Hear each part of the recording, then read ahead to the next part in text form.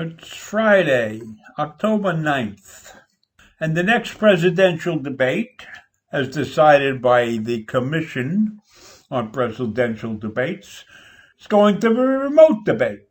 But President Trump has refused to debate remotely. He says he won't take part in any remote debate. Now, the debate was moved to remote because of COVID-19 safety concerns. And Trump should understand that because he's the guy that's sick. So why should Biden put himself at risk if the president is already infected? Biden's not that dumb to be in a room with somebody who has COVID-19 and who has a problem with wearing a mask and has a problem wandering around the room during a debate. So anyhow, Biden is perfectly willing to debate remotely, but Trump won't. So Biden is now scheduled to talk at a town hall meeting. Makes perfectly good sense to me. I'm sure that there will be the appropriate social distancing and wearing of masks at that meeting. And I don't know what President Trump is planning to do on that night, but he has a free evening, so he might hold a rally or something, or maybe he'll take a joyride with the Secret Service. Who knows what he's liable to do? In any event, that presidential debate is not happening. The other presidential debate, which is scheduled for October 22nd, Biden's campaign has also requested a town hall meeting on that particular day. Now, that's set for Nashville, and Biden really wants it to be changed to a town hall format.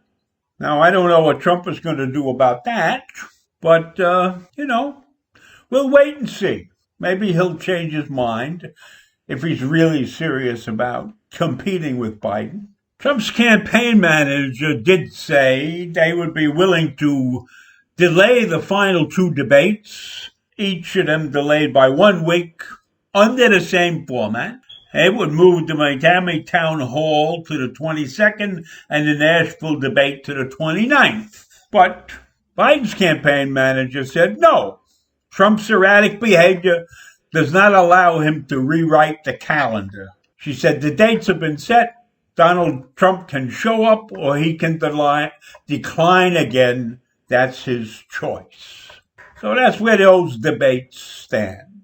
Meanwhile, the vice presidential debate took place on Wednesday, October 7th, and it was a much less chaotic debate than Biden-Trump debate.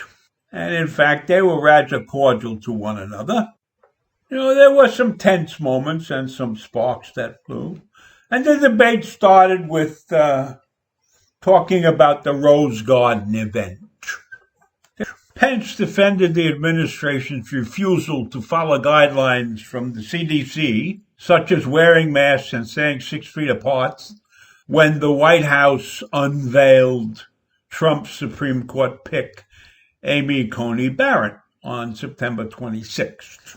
And more than 180 people attended that event, and guests hugged and shook and mingled in close proximity. There were very few people wearing masks, and few practiced social distancing. Now, that particular gathering is suspected of being the super spreader after several of those in attendance were infected with the coronavirus, including the Trumps, the former White House counselor Kellyanne Conway, Senator Mike Lee, and Senator Thom Tillis. So they weren't doing a good job by violating the CDC rules.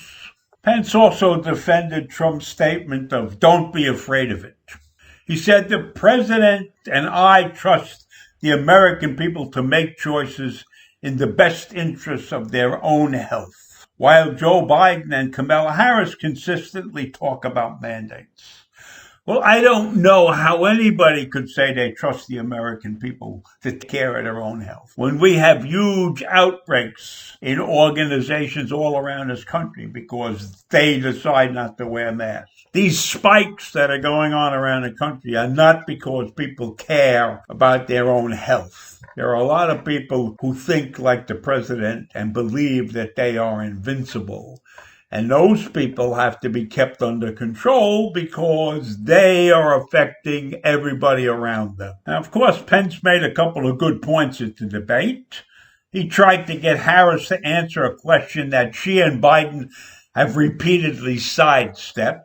The question being, do they support expanding the Supreme Court as many liberals advocate? And Harris tried to dodge that by putting the focus on the Republicans' decision to move forward with filling the Supreme Court vacancy so close to election. She didn't really point out that Mitch McConnell had delayed the last time 8 months. So why was he in a rush now? She didn't point that out. But she did point out that Abraham Lincoln didn't think it was right to fill a vacancy on the court 27 days before an election, she said. So she got a point in, but she didn't admit that they would pack the court. On the subject of Roe versus Wade, Harris said, I will fight for women's right to make a decision about her own body. It should be her decision and not that of Donald Trump and Michael Pence.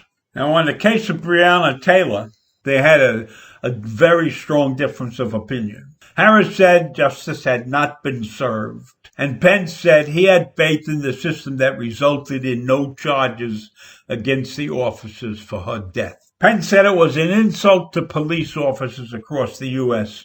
for Biden and Harris to say there's implicit bias in the criminal justice system. He said the Trump administration would always stand with law enforcement.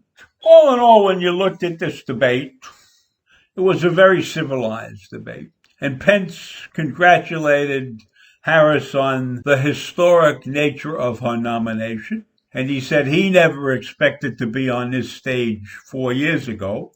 So he knew the feeling. And that was pretty good. It was a pretty good, sane debate. Both of them got their licks in. I can't say who was the winner or who was the loser. But I'll tell you who was the winner. There was a fly that landed on Pence's head and stayed there for 2 minutes. And of course, nobody ran up there with a fly swatter. So the fly got away. And that might have been the real highlight of the whole debate. So I leave you with all of that, and I'll talk to you in the morning. Bye.